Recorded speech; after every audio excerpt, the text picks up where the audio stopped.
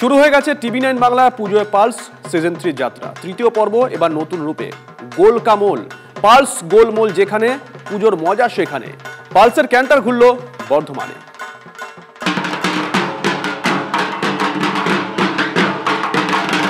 নমস্কার, আমি সাগরিকা ভট্টাচার্য।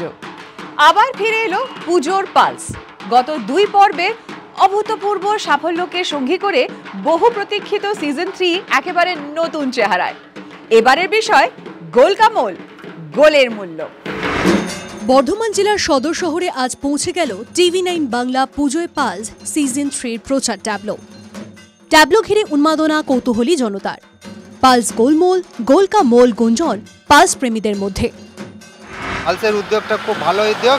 প্রতি বছর আর এই পালস কম দামে ভালো টেস্ট, ছোট থেকে বড় মানুষ সবাই একে পছন্দ করে পালস চকলেট।